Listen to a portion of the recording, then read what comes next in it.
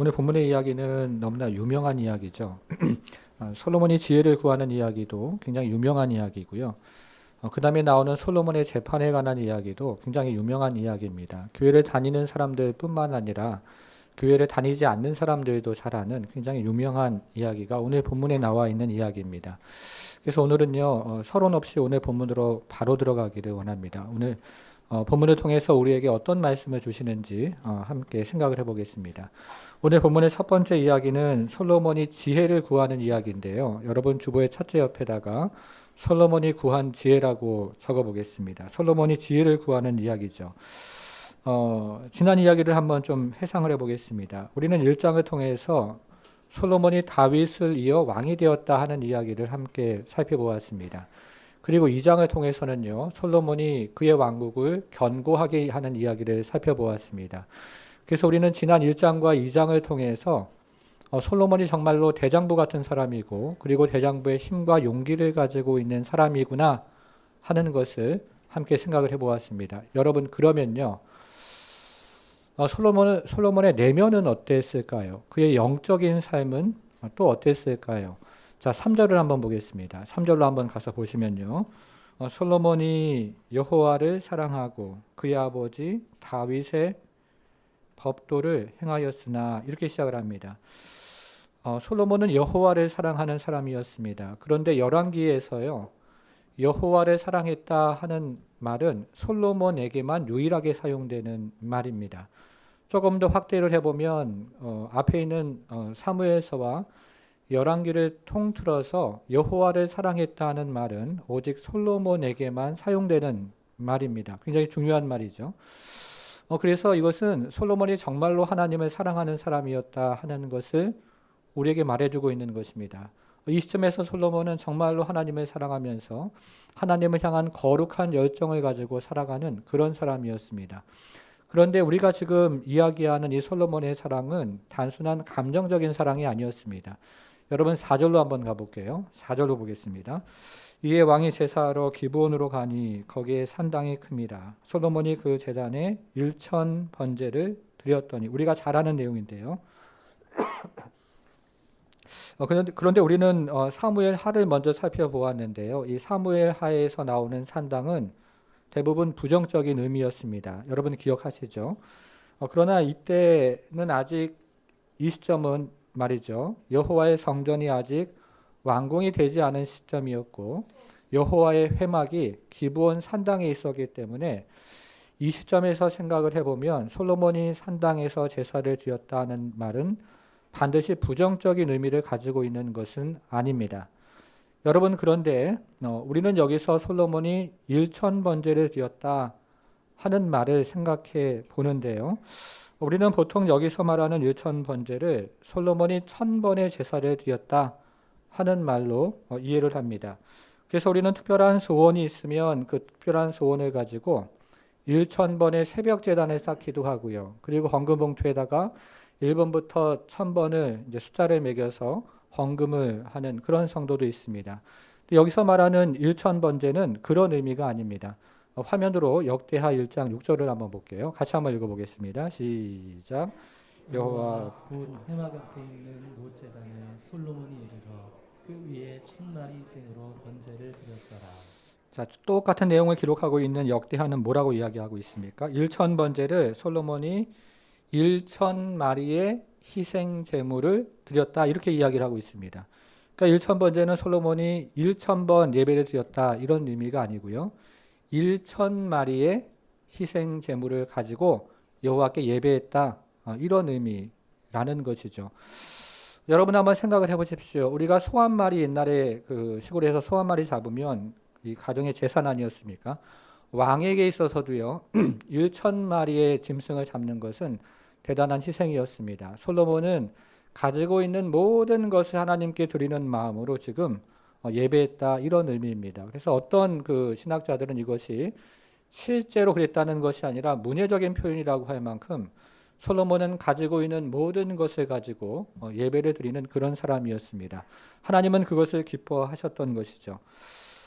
그래서 우리는 이 솔로몬의 예배를 통해서 솔로몬이 하나님을 얼마나 사랑하는 사람이었는가 하는 것을 보게 됩니다.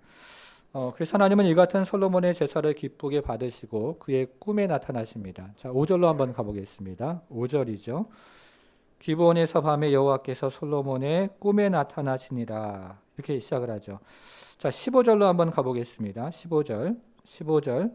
솔로몬이 깨어보니 꿈이더라. 이렇게 되어 있습니다. 그러니까 5절부터 15절까지는 이 꿈을 통해서 하나님과 솔로몬이 했던 대화가 여기 기록이 되어 있다. 이런 의미를 가지고 있는 것이죠. 자, 먼저 하나님은 솔로몬에게 물으십니다. 뭐라고 물으십니까? 내가 원하는 것을 무엇이든지 구하라. 이렇게 물으셔요. 이제 솔로몬에게 하나님께서 백지 수표를 주신 것입니다. 성도 여러분, 자, 만일에 여러분들이 지금 이 장면 안으로 들어가서요, 여호와께서 이렇게 여러분에게 말씀하셨다면, 여러분이 솔로몬이라면 여러분들은 무엇을 구하시겠습니까? 마음속으로 한번 생각을 해보세요. 나는 무엇을 구할까? 무엇을 구하시겠습니까? 저는 한 가지 생각해 둔 게 있는데요. 근데 여호와께서 저에게 물어보지를 않으셔가지고 제가 이제 구하지를 못하고 있는데 한 가지 생각해 놓은 건 있습니다. 자, 솔로몬은 뭐라고 지금 기도를 할까요? 9절로 한번 가보겠습니다. 9절. 누가 주의 임하는 백성을 재판할 수 있겠습니까? 자, 그 다음 보세요. 뭘 구합니까? 듣는 마음. 거기 표시를 한번 해보겠습니다. 듣는 마음. 듣는 마음을 종에게 주사 주의 백성을 재판하여 선악을 분별하게 하옵소서. 우리는 솔로몬이 보통 지혜를 구했다 이렇게 알고 있는데요. 정확하게 이야기하면 솔로몬이 구하는 것은 듣는 마음이었습니다. 이것을 나중에 12절에서 여호와께서 너가 지혜를 구했다 하나님께서 이렇게 인정을 해 주시는 것이죠. 자, 그러면 여기서 듣는 마음은 무엇을 의미합니까? 우리는 요즘 새벽마다 창세기를 함께 묵상하고 있는데요. 저는 창세기를 읽으면서 우리 하나님은 말씀하시는 하나님이구나 하는 것을 새롭게 다시 한번 깨닫게 됩니다.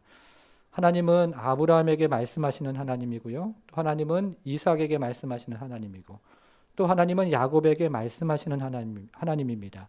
근데 그 하나님은 지금도 살아계셔서 우리에게 성경 말씀을 통해서 말씀해 주시는 하나님이십니다. 그리고 예배를 통해서도 하나님은 지금도 살아계셔서 오늘 이 자리에 있는 우리에게도 말씀해 주시는 하나님이십니다.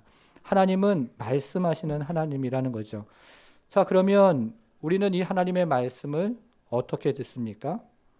우리는 이 하나님의 말씀을 귀로 듣습니다. 그렇죠? 소리나 음성을 귀로 듣는 것처럼 우리는 하나님의 말씀을 귀로 듣습니다. 근데 솔로몬은 지금 하나님의 말씀을 어떻게 듣기를 원합니까? 솔로몬은 하나님의 말씀을 마음으로 듣기를 원합니다. 지금 솔로몬은 하나님의 말씀을 귀로 듣기를 원하는 것이 아니고요. 마음으로 듣는 마음을 달라고 지금 그렇게 이야기를 구하고 있는 것입니다. 자, 그러면 듣는 것은 귀로 듣는 것은 무엇일까요? 귀로 하나님의 말씀을 들으면요.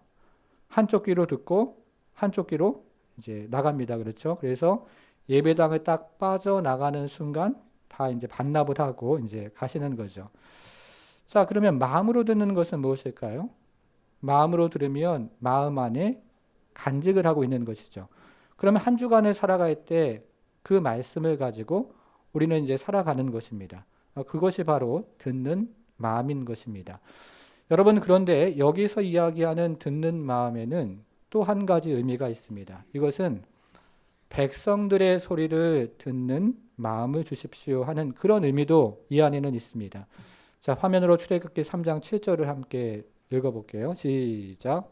여호와께서 이르시되 내가 애굽에 있는 내 백성의 고통을 분명히 보고 그들의 감독자로 말미암아 부르짖음을 듣고 그 근심을 알고.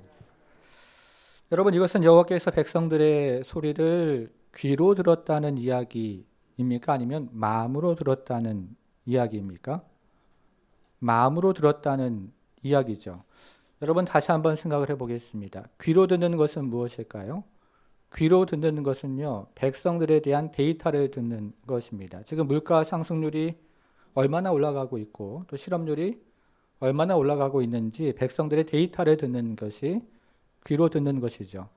자, 그러면 마음으로 듣는 것은 무엇일까요? 마음으로 듣는 것은 백성들의 고통을 듣는 것입니다. 그들의 고민을 듣는 것입니다. 그것이 마음으로 듣는 것이죠. 성도 여러분, 저와 여러분들은 하나님의 말씀을 대할 때 그리고 사람들의 이야기를 대할 때 귀로 듣는 사람들일까요? 마음으로 듣는 사람들일까요? 저는 오늘 본문을 묵상하면서 이게 정말로 저에게 필요한 이야기다 하는 생각을 하고요. 또 우리가 사람을 대하면서 하나님 말씀을 또 대하면서 귀로 듣는 사람들이 아니라 마음으로 듣는 사람들이 되면 너무 좋겠다 이런 생각을 합니다.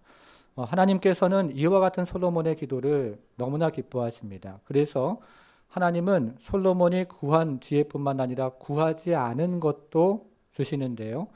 오늘 본문을 자세히 읽어보면 하나님께서 솔로몬이 구하지 않은 것을 굉장히 칭찬하시고 주목하신다는 인상을 받게 됩니다. 그래서 그가 구하지 않은 부귀와 영광, 명예와 그리고 장수까지 그에게 주신다고 약속을 하고 계십니다. 자, 그러면 우리가 지금 15절까지 첫 번째 본문을 함께 생각을 해보고 있는데요. 이 첫 번째 본문이 우리에게 들려주시고자 하는 메시지는 무엇이겠습니까? 그걸 잠시 한번 생각을 해보겠습니다. 여러분 5절로 한번 가서요. 5절. 자, 5절 맨 마지막을 한번 보겠습니다. 5절 제일 마지막에 보니까 뭐라고 되어 있습니까? 너는 구하라, 구하라 되어 있죠. 거기 표시를 한번 해보겠습니다. 구하라. 자, 10절로 한번 가보겠습니다. 10절. 솔로몬이 이것을 어떻게 했습니까? 구함에, 거기도 표시를 해보겠습니다. 구했다 하는 것이죠. 그렇죠? 솔로몬이 구합니다. 11절. 이 하나님이 그에게 이르시되 내가 이것을 구하도다 표시를 한번 해보겠습니다. 제 또 마지막을 보니까요. 구하였으니 이렇게 되어 있죠. 거기도 표시를 해보겠습니다. 솔로몬이 구했다는 것이죠. 오늘 본문이 우리에게 들려주고자 하는 메시지는 솔로몬이 구했다는 것입니다. 솔로몬은 구하는 사람이었습니다. 너무나 중요한 얘기죠. 구하는 것입니다. 우리의 지혜로 살아가는 것이 아니고요. 구하는 것입니다. 그 지혜로 하나님의 지혜로 살아갈 수 있도록 구했다는 것입니다. 그랬더니 하나님이 어떻게 하십니까? 주신다는 것이죠. 12절로 가보겠습니다. 내가 너 말대로 하여 내게 지혜롭고 총명한 마음을 어떻게 하십니까? 주노니 표시를 한번 해보겠습니다. 자, 13절에서요. 내가 또 너가 구하지 아니한 부귀와 영광도 내게 또 어떻게 하세요? 주노니 표시를 한번 해보겠습니다. 하나님은 주신다는 것이죠. 우리가 구하지 않아서 그렇지 구하면 하나님은 주신다는 거예요. 그 하나님은 주시는 하나님이십니다. 사랑하는 성도 여러분. 그러면 이 말씀은 솔로몬에게만 해당되는 말씀일까요? 아니죠. 자, 화면으로 야고보서 1장 5절. 너희 중에 그다음 뭐라고 되어 있습니까? 솔로몬이? 아니죠. 누구든지 지혜가 부족하거든 모든 사람에게 후히 주시고 꾸짖지 아니하시는 하나님께 구하라. 그리하면 주시리라. 구하라는 것입니다. 그러면 주신다는 것입니다. 우리가 정욕으로 구하면 받지 못하지만 그러나 대부분은 구하지 않아서 받지 못하는 것이 참 많구나 하는 생각을 해보게 됩니다. 제가 아는 한 목사님 가정의 이야기입니다. 지난 여름에 이 교회에서요. 중고등부 수련회를 가는데 이 목사님이 그 사춘기 딸이 있는데 이 딸이 수련회를 가지 않겠다고 그렇게 이제 그 폭탄 선언을 했습니다. 이 목사님은 그 교회 담임 목사님인데 얼마나 난처하겠습니까? 근데 딸은 가지 않겠다고 그러고 목사님은 당연히 가야 된다고 생각하고 그래서 이 가정이 아주 그냥 그 차가운 공기가 집안에 싸늘하게 흐르고 있습니다. 여러분 이런 경우 이해가 되십니까? 이런 경우 있죠. 우리 자녀들 키우다 보면 이런 경우 있습니다. 이럴 때 어떻게 하십니까? 이럴 때 대부분의 부모는요, 이제 강제하고 싶어요. 강요하고 싶습니다. 어떻게 해서든지 끌고라도 가고 싶은 것이 부모의 마음입니다. 이때 정말로 필요한 것은 하나님의 지혜죠. 하나님께서 지혜 가운데 운행하시고 역사하신다는 것을 믿고 하나님의 지혜를 구하는 것입니다. 그래서 이 엄마가 하나님의 지혜를 구하는 마음으로 다음날 이 딸을 찾아갑니다. 그리고 딸에게 이야기합니다. 누구누구야, 엄마에게 뭐든지 말해봐. 엄마는 정말로 너의 말을 들을 준비가 되어 있어. 엄마가 너의 말을 잘 듣고 전도사님에게 가서 이야기를 해줄 테니까 네가 엄마한테 무엇이든지 말을 해봐. 이렇게 이야기를 합니다.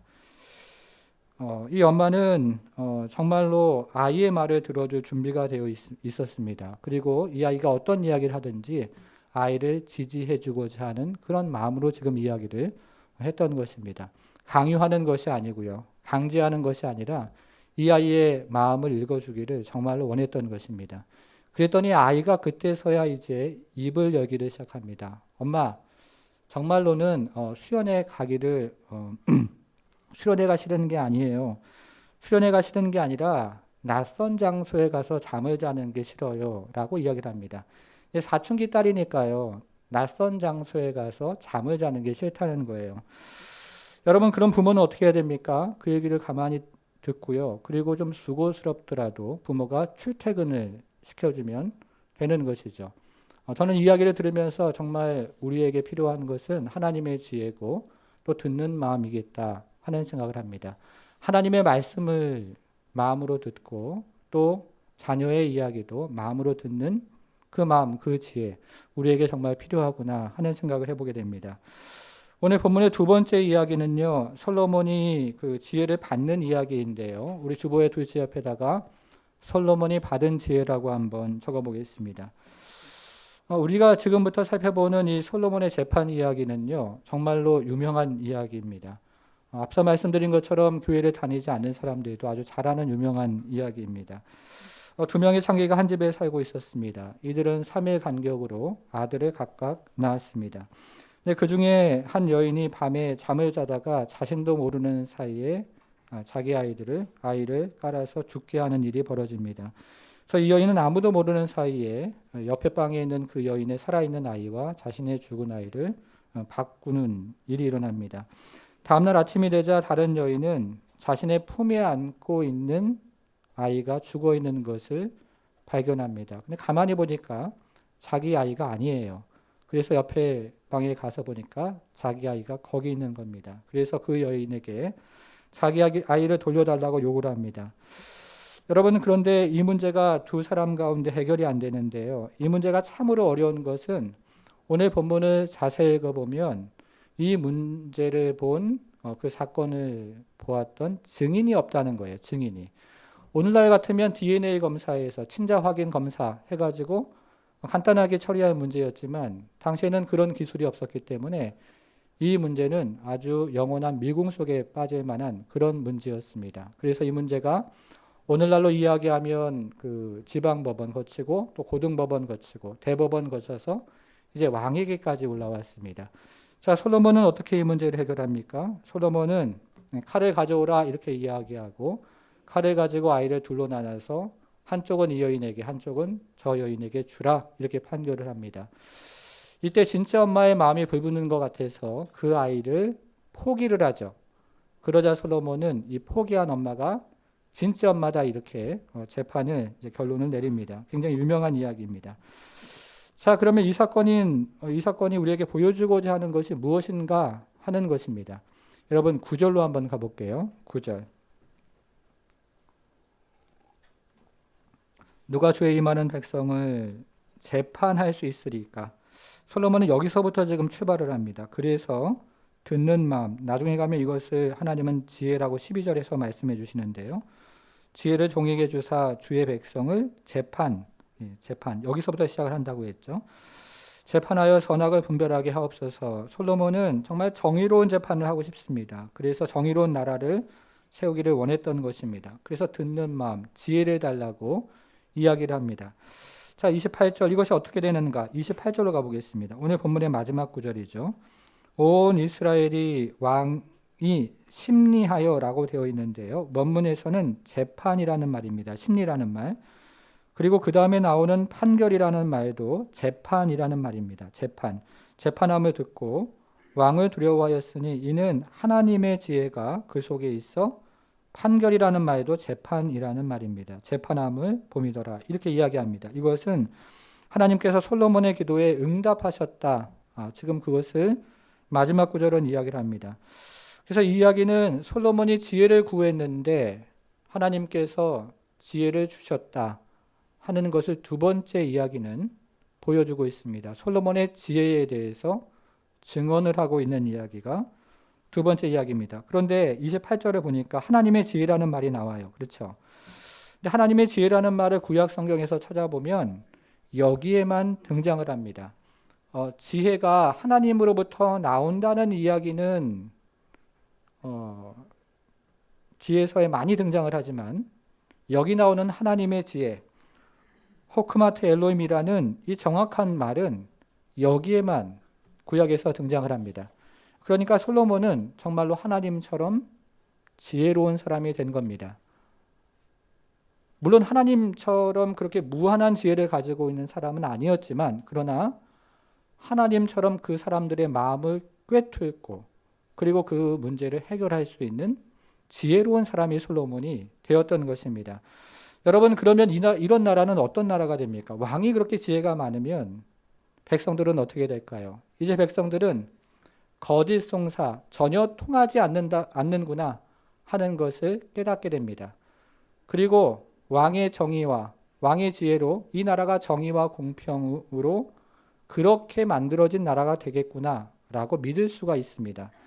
여러분 그래서 이스라엘 백성들은 그때부터요 매우 안심을 하고 정직하게 살고 그리고 성실하게 살고 그러면서 자기에게 주어진 일들을 아주 최선을 다해서 감당을 하는 그런 나라가 됩니다. 그래서 우리가 그 다음 장을 읽어보면 이스라엘 나라가 이스라엘 역사에서 가장 부유하고 가장 공의와 정의가 통하는 하나님의 나라의 모습처럼 그런 나라가 되어가는 것을 우리는 그 다음 장 4장을 통해서 읽을 수가 있습니다. 저는 이 장을 보면서 그래서 참 위정자들을 위해서 기도하는 것이 참 중요하구나 하는 생각을 다시 한번 해보게 됩니다.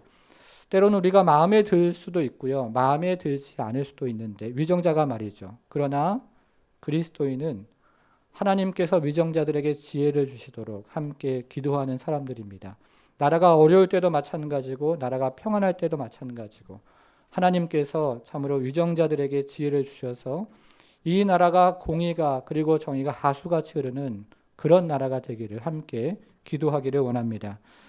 여러분 그런데요 오늘 본문을 우리가 지금 살펴보았는데요 시편을 읽어보면 오늘 본문을 배경으로 하는 시편이 있습니다.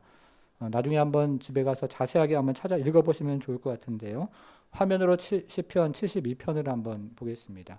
밑에 좀 나오죠. 같이 좀 읽어보겠습니다. 시작. 하나님이여 주의 판단력을 왕에게 주시고 주의 공의를 왕의 아이들에게 주소서. 그가 주의 백성을 공의로 재판하며 주의 가난한 자를 정의로 재판하리니. 자, 4절 보겠습니다. 4절 또 읽어볼게요. 시작. 그가 가난한 백성의 억울함을 풀어주며 궁핍한 자의 자손을 구원하며 압박하는 자를 꺾으리라. 여러분 4절을 다시 한번 보시면요. 여기는 솔로몬의 세 가지 간구가 나옵니다. 저랑 같이 한번 확인을 한번 해보겠습니다. 첫 번째 간구는 솔로몬이 가난한 백성들의 억울함을 풀어달라는 기도를 하고 있습니다. 자, 그러면 이것은 오늘 본문에서 어떻게 이해가 됩니까? 이것은 오늘 본문에서 진짜 엄마의 억울함을 풀어달라는 기도입니다. 그렇게 이해할 수가 있겠죠. 자, 두 번째, 여기서 솔로몬의 기도는요. 두 번째 기도는 궁핍한 자의 자손을 구해달라는 기도입니다. 자, 그러면 이것은 오늘 본문에서 또 어떻게 이해가 될까요? 이것은 오늘 본문에서 진짜 엄마의 아무런 잘못이 없는 그 아들을 구원해 달라는 기도로 이해가 됩니다. 그렇게 이해할 수가 있겠죠. 자, 세 번째 기도. 자, 세 번째 기도는 뭡니까? 압박하는 자를 꺾어달라는 기도입니다. 자, 이것은 오늘 본문에서 또 어떻게 이해가 될까요? 이것은 오늘 본문에서 가짜 엄마의 압박을 꺾어달라는 기도로 이해가 됩니다. 그러니까 이 기도는 솔로몬이요, 공의와 정의로 이 나라를 통치하게 하나님께 지혜를 구하는 그런 기도입니다. 그래서 다음 장을 보면 정말 이 나라는 공의가 하수같이 흐르고 정의가 하수같이 흐르는 그런 놀라운 하나님의 나라가 되는 것을 우리는 그 다음 장에서 확인해 볼 수가 있습니다. 여러분, 그런데 여기서 질문이 한 가지가 있는데요. 그러면 솔로몬의 나라는 마지막까지 이렇게 정의와 공의가 흘러 넘치는 그런 나라였을까 하는 것입니다. 어떻습니까? 아니죠. 자, 그것이 오늘 본문을 시작하는 때부터 좀 조짐이 나오는데요. 여러분, 오늘 본문을 시작하는 1절과 2절을 한번 보겠습니다. 열왕기상 3장 1절 2절. 자, 1절 한번 보겠습니다. 솔로몬이 애굽 왕 바로와 더불어 혼인 관계를 맺어 그의 딸을 맞이하고 다윗성에 데려다가 두고 이렇게 돼 있죠. 찾으셨습니까? 자, 이것은 솔로몬의 결혼에 관해서 이야기하는 것입니다. 그렇죠? 자, 또 한번 보겠습니다. 자기의 왕궁과 여호와의 성전과 예루살렘 주위의 성의 공사가 끝나기를 기다리니라. 이것은 솔로몬의 건축에 대해서 지금 이야기를 하는 것입니다.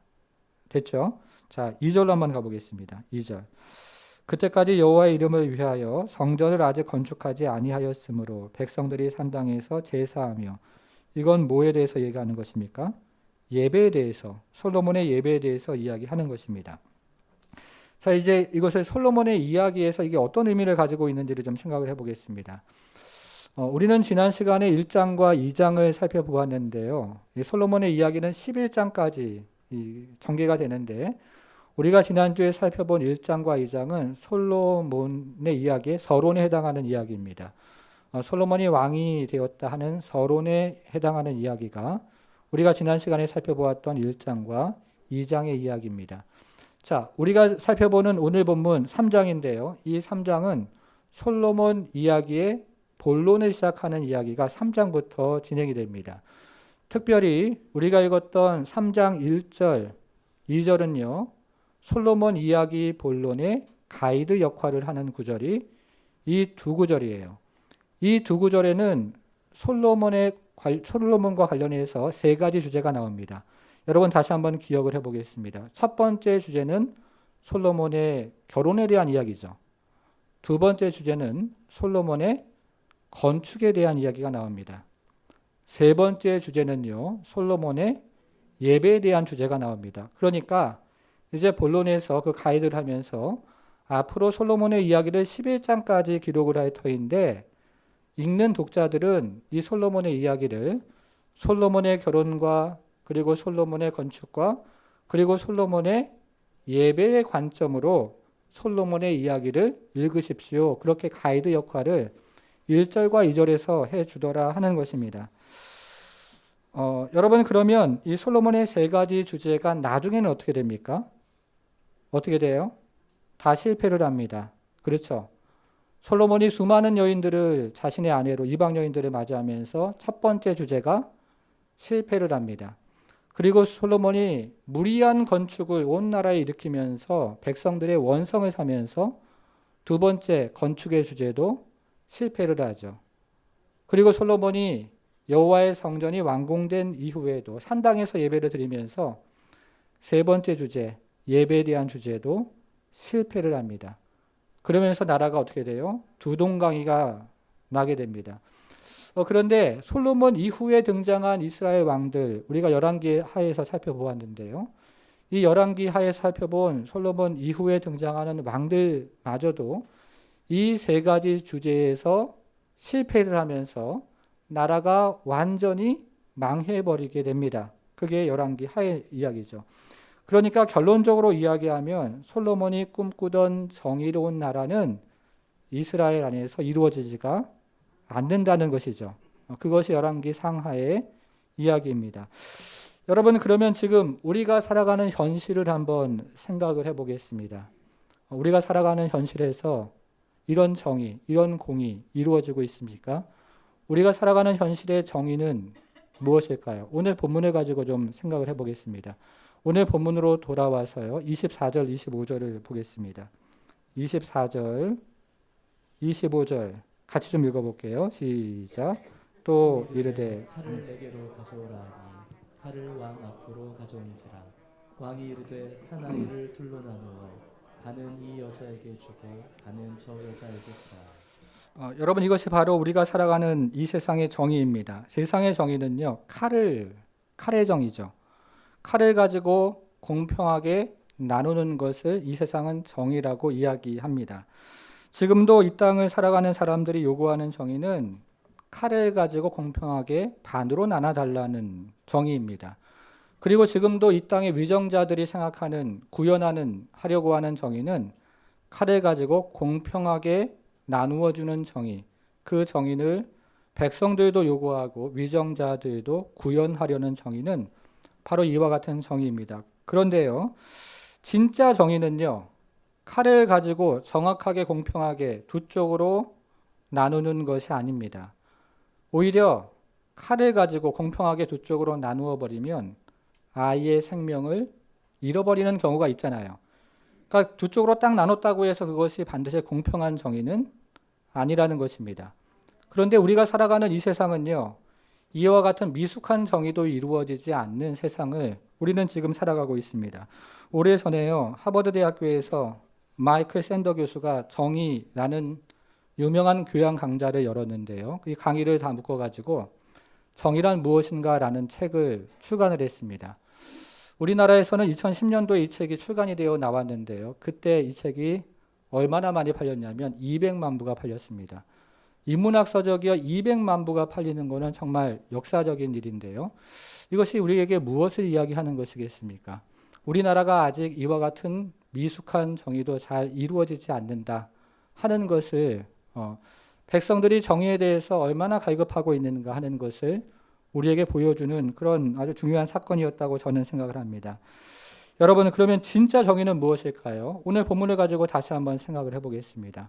오늘 본문을 가지고 한번 생각해 보면 진짜 정의는 단순합니다. 가짜 엄마의 거짓말이 드러나는 것이죠. 그리고 가짜 엄마의 도둑질이 심판을 받는 것입니다. 그리고 진짜 정의는 진짜 엄마가 아기를 돌려받는 것입니다. 죽이지 않고요. 그리고 거짓이 아무 죄가 없는 그 아이가 엄마의 품으로 돌아가는 것입니다. 이게 진짜 정의예요. 근데 오늘 본문에서 그 정의가 이루어집니까? 안 이루어집니까? 이루어지죠. 자, 보겠습니다. 16절 보겠습니다. 16절. 자, 어떤 말로 시작을 해요? 그때에 창기 두 여자가 왕에게 와서 그 앞에 서며, 이때 이루어지는 거예요. 왕 앞에 설 때. 자, 그러면 이것은 무엇을 보여주는 것입니까? 진짜 정의는 진정한 왕이신 예수님의 오심으로 시작이 된다. 그리고 진짜 정의는 진짜 왕이신 예수님의 재림으로 완성이 될 것이다. 이것을 우리에게 보여주고 있습니다. 진짜 정의는 예수님의 오심으로 시작이 됩니다. 그리고 진짜 정의는요, 예수님의 재림으로 완성이 될 것입니다. 그때에 가짜 엄마의 거짓말은 완전히 드러납니다. 그리고 가짜 엄마의 도둑질은 심판을 받습니다. 그리고 그때가 되면 진짜 엄마의 아기는 엄마의 품으로 돌아갑니다. 죄 없는 아기는 엄마의 품으로 돌아가는 그런 일이 그날에는 일어납니다. 솔로몬이 두 엄마의 마음을 고스란히 드러냈던 것처럼 그때에는 모든 행위와 모든 마음이 고스란히 드러날 것입니다. 그리고 솔로몬이 모든 불의를 바로잡고 정의를 세웠던 것처럼 그 날에는 모든 불의가 꺾이고 정의만이 세워지는 공의의 나라, 그리고 정의의 나라가 세워질 것입니다. 그러므로 오늘 본문에서 이야기하는 솔로몬의 재판은요, 이 재판이 우리에게 들려주고 있는 것은 하나님 나라가 어떻게 이루어질 것인가 하는 것을 솔로몬의 재판은 우리에게 보여주고 있는 것입니다. 예수님의 오심으로 시작된 그 정의로운 하나님의 나라, 그리고 예수님의 재림으로 완성될 그 하나님의 공의로운 나라, 그것이 그 나라가 어떤 나라인지를 솔로몬의 재판은 우리에게 생생하게 지혜의 왕이신 예수 그리스도가 오실 때 하나님의 나라가 이루어지는 그 놀라운 이야기를 우리에게 들려주고 있는 것입니다. 이것이 오늘 본문의 주제이죠.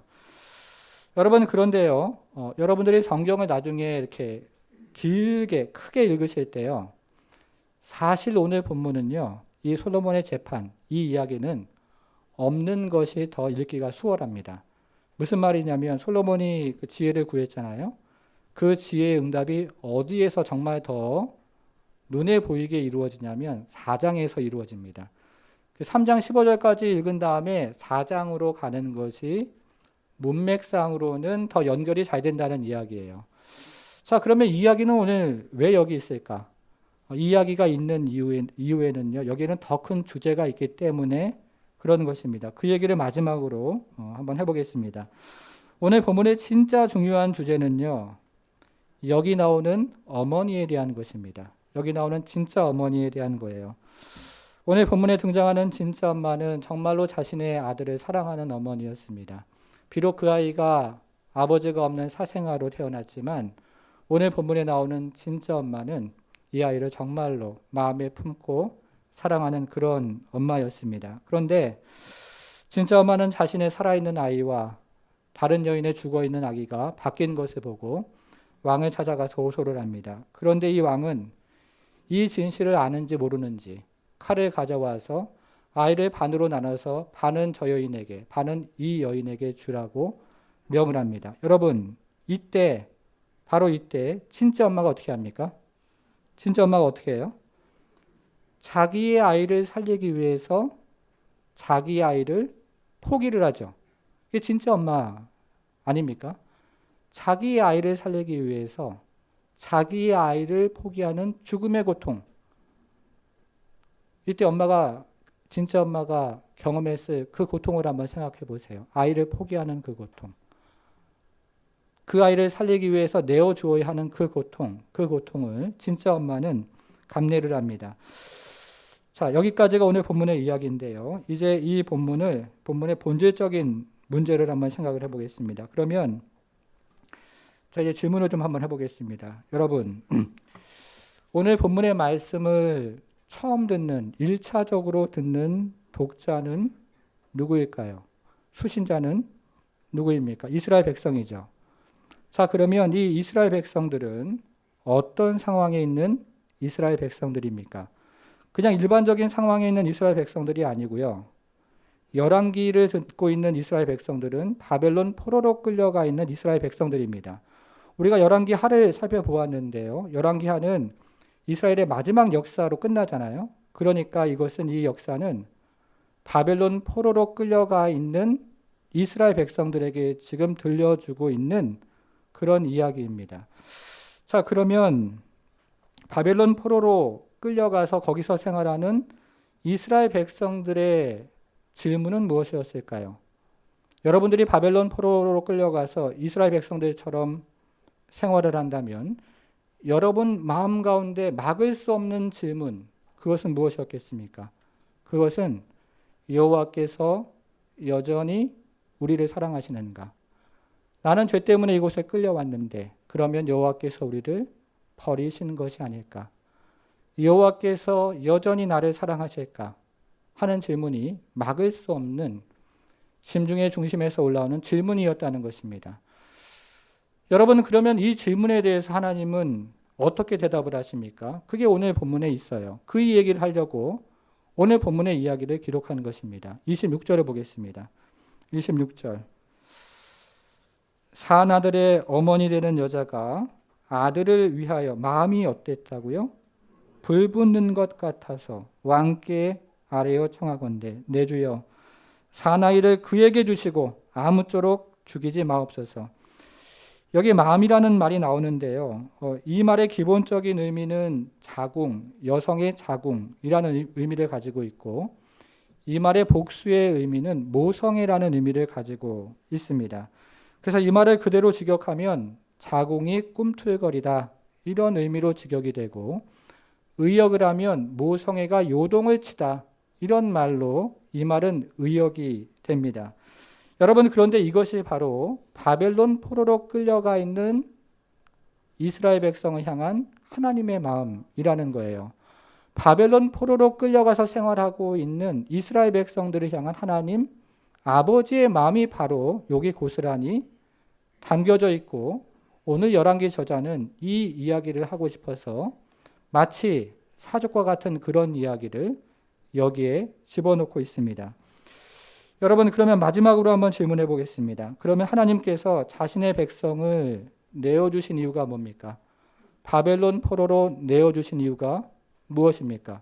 오늘 본문을 가지고 생각해 보면 하나님께서 그의 백성을 내어주신 이유는 그의 백성을 살리기 위해서입니다. 진짜로 살리기 위해서. 고통을 통해서라도 그의 백성을 살리기 위해서 하나님은 내어주신 것입니다. 그런데 이때 하나님의 마음은 어떻습니까? 오늘 본문에 나와 있는 그 어미의 마음과 똑같은 거예요. 그 자녀를 내어줄 때 죽음의 고통을 경험하는 그 어미의 마음, 그것이 바로 오늘 본문에 나와 있는 하나님 아버지의 마음입니다. 사랑하는 여러분, 그것이 바로 예수 그리스도의 십자가이고 그 아들을 내어주면서 우리를 살리기 위해서 고통하시는 하나님의 마음인 것입니다. 사랑하는 여러분, 고난 가운데 있는 분은 안 계십니까? 하나님께서 그때에도 우리를 사랑하세요. 고통 가운데 있는 분은 또 안 계십니까? 하나님께서 그때에도 우리를 사랑하신다고요. 환난 가운데 있는 분은 안 계십니까? 하나님께서 그때에도 우리를 사랑하신다고요. 여러분, 지난 한 주간 어떻게 사셨습니까? 한 주간 살아가면서 낙심하고 그리고 절망하고 그리고 이 마음 어디 위로받을 데 없어서 참으로 하나님 앞에 울부짖는 그런 마음 가지고 살아가신 분은 안 계십니까? 하나님이 오늘 우리에게 뭐라고 말씀하십니까? 절망의 그 한가운데서도 하나님은 우리를 버리지 않고 낙심의 그 한가운데서도 하나님은 우리를 여전히 사랑하시고 환난의 그 한가운데서도 하나님은 여전히 불붙는 사랑으로 우리를 사랑하신다고 말씀하십니다. 우리가 이 사랑 덧입고 다시 힘을 내어 살아가기를 원합니다. 사랑하는 여러분, 우리 가운데 환난이 있고 고난이 있는 것은요, 하나님께서 그것을 통해서 우리를 살리시려고 그리고 우리를 살려서 다시 하나님의 사람으로 쓰시려고 하나님의 계획 안에 있다는 뜻입니다. 바라기는 이 하나님의 계획을 깨닫고 주님 앞에 나와서 다시 주님께서 사랑하신다 이 말씀 듣고 이 말씀 붙잡고 한 주간을 힘있게 살아가는 저와 여러분 되기를 주님의 이름으로 축원합니다. 기도하겠습니다. 오늘 본문 말씀을 가지고 우리는 다시 한번 기도하며 주 앞에 나아가기 원합니다. 세 가지 기도 제목 가지고 기도하겠습니다. 첫 번째는 듣는 마음을 구하는 것입니다. 여러분, 우리가 인생을 살아가다 보면요, 정말 한쪽 귀로 듣고 한쪽 귀로 흘릴 때가 얼마나 많이 있습니까? 저는 오늘 본문을 지난 한 주간 동안 묵상하면서 제가 먼저 회개가 됩니다. 하나님의 말씀을 마음으로 듣게 해달라고, 또 서로 성도들 마음 가운데 그리고 또 우리 자녀들의 말도 마음으로 듣게 해달라고 우리가 먼저 기도하길 원합니다. 두 번째 기도는 위정자를 위해서 기도하는 것입니다. 우리가 지금까지 살아오면서 어떤 위정자는 내 마음에 맞고 어떤 위정자는 내 마음과 좀 다릅니다. 그럼에도 불구하고 우리가 위정자들을 위해서 하나님께서 지혜를 달라고 함께 기도하길 원합니다. 세 번째 기도는요, 고통받는 자들을 위해서 함께 기도하는 것입니다. 그것이 자신이면 자신을 위해서 기도하셔도 좋습니다. 또 자신이 지금 평안 가운데 있으면 옆에 아는 사람의 이름을 불러가면서 그것이 하나님께서 버리신 증거가 아니라 하나님이 사랑하신다는 증거이고, 그리고 그것이 하나님의 섭리 가운데 있는 그 증거임을 다시 한번 오늘 본문을 보면서 기억하고 함께 중보하며 하나님의 이 불붙는 사랑 안에서 다시 위로받고 다시 일어나서 주님의 나라를 위해서 힘있게 함께 걸어가는 그런 성도 그리고 그런 동역자 되기를 위해서 함께 기도하겠습니다. 세 가지 기도 제목 가지고 잠시 기도하며 주 앞에 나아가겠습니다. 기도합니다. 하나님 아버지, 하나님 아버지,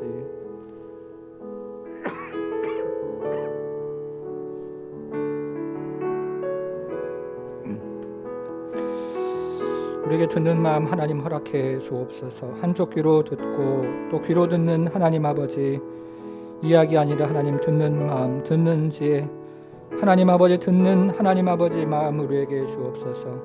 하나님의 말씀을 들을 때 귀로 듣지 않고 마음으로 듣는 하나님의 자녀 되도록 하나님 저를, 하나님 아버지 우리를 하나님께서 일으켜 세워 주옵소서. 사람의 말을 들을 때에도 귀로 듣지 않고 마음으로 듣는 열린 마음 우리에게 허락하여 주옵소서. 하나님 아버지 우리 자녀들의 이야기를 들을 때도 하나님 아버지 참으로 귀로 듣는 것이 아니라 마음으로 듣고 하나님 아버지 마음으로 이야기하고 또 마음을 다해서 하나님 아버지 나아가는 우리가 될 수 있도록 하나님 역사해 주옵소서. 주님, 위정자들을 위해서 기도합니다. 이 나라 이 민족의 위정자들에게 하나님 지혜를 주옵소서. 하나님 아버지 참으로 지혜를, 하나님의 지혜를, 하나님의 공의를, 하나님의 정의가 아수같이 흘러내리는 나라 민족 될 수 있도록 우리 하나님 함께해 주옵소서. 하나님 아버지, 그래서 이 나라 이 민족이 그리스도 예수 안에서 하나님의 공의가 세워지는 나라가 되게 하시고 하나님의 정의가 세워지는 나라 될 수 있도록 우리 하나님 역사해 주옵소서. 하나님 아버지, 고통받는 자들을 위해서도 기도합니다. 성도들 가운데 하나님 고통받고 고난받는 자가 있습니까? 넘어진 자가 있습니까? 절망하는 자가 있습니까? 주의 하나님 아버지 크신 사랑, 하나님의 불붙는 이 사랑을 하나님 아버지 체험케 하시고 하나님의 말씀을 부여잡을 때 성령께서, 우리 하나님의 성령이 하나님 아버지 참으로 운행하고 역사하고 그 능력으로 하나님 붙잡아서 하나님의 불붙는 사랑을 하나님 체험케 하시고 경험케 하셔서 우리 하나님의 놀라운 사랑으로 하나님 앞에 나아가는 그 은혜와 은총을 경험할 수 있도록 주여 도와주시기를 기도하오니, 하나님 아버지 하나님 나라 임하게 하시고 하나님의 뜻이 임하게 하나님 도와주시고 하나님의 영광이 임할 수 있도록 주여 도우셔서 하나님의 놀라운 사랑 하나님 아버지 체험하며 인생을 살아가는 모든 성도들이 될 수 있도록 주여 역사해 주옵소서. 우리에게 하나님 아버지와 같은 듣는 마음 그리고 지혜, 하나님의 사랑을 하나님 아버지 부여잡고 나아갈 때 우리의 자녀들이 이 안에서 자라가게 하시고 이 안에서 세워지게 하시고 이 안에서 하나님 나라 체험하게 하셔서 그 하나님의 불붙는 사랑 가운데 주님의 도우심과 인도하심을 구하며 주 앞에 나가는 모든 하나님 아버지 성도들의 가정과 일터와 그리고 이 땅의 교회들이 될 수 있도록 하나님 도와주시기를 기도하오니, 우리 하나님의 성령께서 하나님 아버지 은혜 베풀어 주셔서 성령의 충만함 가운데 하나님을 사랑하는 모든 백성들 될 수 있도록 우리 하나님 함께해 주옵소서. 하나님 아버지 참으로 아들을 하나님 아버지 하시고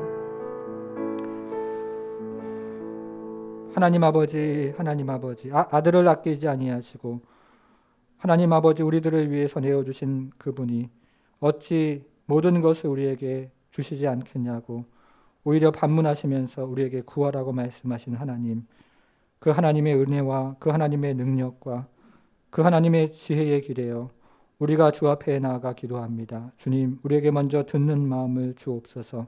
하나님의 말씀을 귀로 듣지 않고 마음으로 듣는 우리가 될 수 있도록 주님 함께해 주시고, 우리 사람의 말도 귀로 듣지 않고 마음으로 듣는 지혜와 총명을 우리에게 허락해 주옵소서.